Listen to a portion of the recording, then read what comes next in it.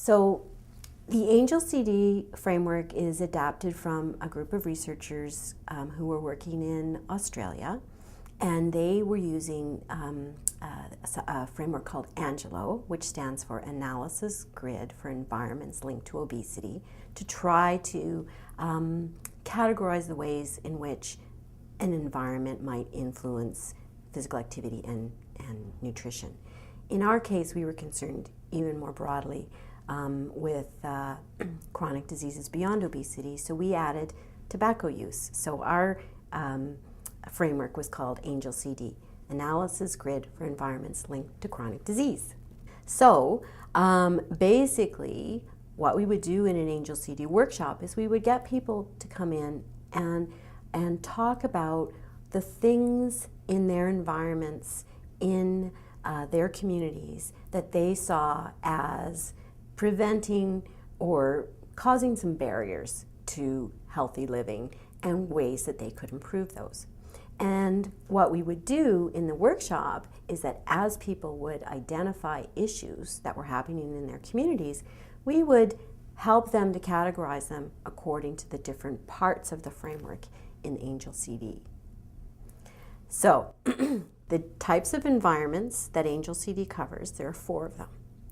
The first is the economic environment, and that's things like, what are the financial factors that influence people's behavior here? So is healthy food too expensive? Is junk food too cheap? Is it too expensive to get access to a recreational facility? Things like that. Those are the types of things that are in the economic environment. The second is the physical environment.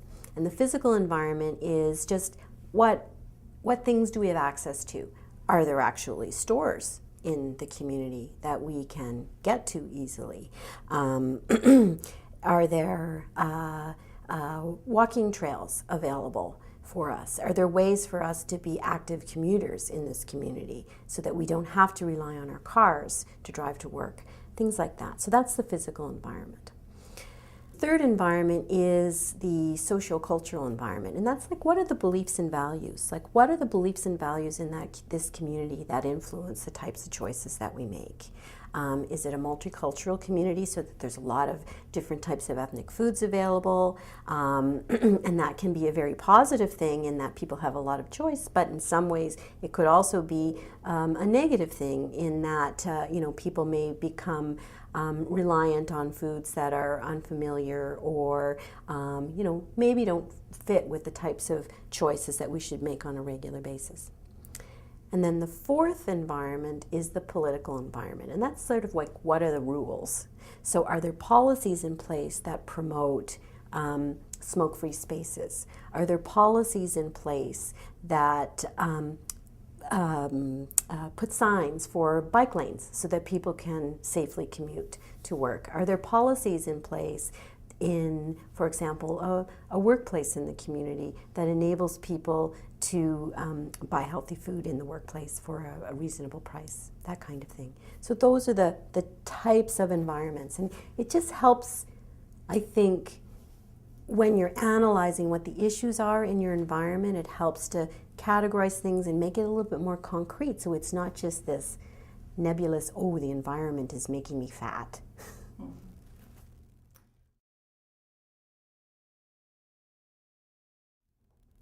Well, the planning process is probably takes the longest. So if there's a group in a community that wants to get a group of people together to prioritize the issues, they have to first of all identify who are the movers and shakers, who are the people that have the ability to influence this environment, and identify them, and then send an invitation explaining why we want them to be at the workshop. So that whole preparation step, identifying the key people, sending an invitation, following up, ensuring that scheduling a time, you do need to be able to find a place that will be available for a day and a half to 2 days so that you can do this meeting. So, figuring out where you're going to hold this workshop, that takes a fair amount of time. Probably give yourself a month to do the planning piece. The actual workshop is anywhere between a day and a half to 2 days, depending on how much time you think your community members can spare.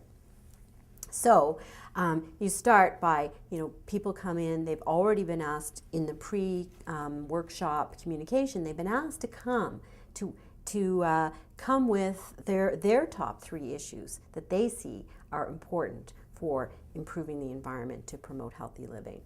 So they come in, we do a round robin of introductions, and during those introductions, because some of these people may never have met one another before, during those introductions, they share at least one of their top issues.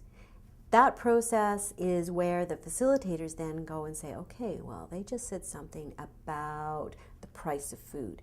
That's an economic issue. And they write that down under the economic environment. Then there's a process of once everybody's sort of got their issues out on the table, then there's a process of the facilitators explaining the process, explaining why it's important for us to understand how the environment influences behavior, and more importantly, how we can change that environment. We're not just helpless pawns of the environment, right? We can actually make a difference. So we go through a process of sharing the information about how this works, and perhaps sharing some information about the community itself. In our case with Healthy Alberta Communities, we had already collected some data about the communities, and we shared those data back with the communities to let them know what their current status was in terms of health. Okay? So then really, after that sort of introductory part, that's when you start to break into groups and get people get their hands dirty. They actually start to brainstorm about what the other issues are, use the worksheets to come up with the top issues. Then they do some ranking. You need some calculators so that people can, unless you're really good at math, so people can identify what the top issues are. And then we go through a process of, okay, all the groups come back together. These are the issues that got ranked the highest. And so you're starting to build your priorities by looking at what the groups have ranked as highest, and then what do we have to do next. So that takes probably a half a day. Then in the next day, that's when once you've identified what the issues are, that's when you need some time to sit down with other members of the group and to actually do the action planning. So sitting down, using the worksheets, identifying, okay, we've got the top issues, what are we going to do? Who needs to be involved? What other resources do we need to make this happen? So the workshop itself takes about a day and a half to 2 days, depending on how long you want to spread out the engagement with the community. Then the implementation happens, and that takes, it takes a little longer. In some cases, a lot of people might be ready, on board, ready to get going right away, and that might, they might just hit the ground running.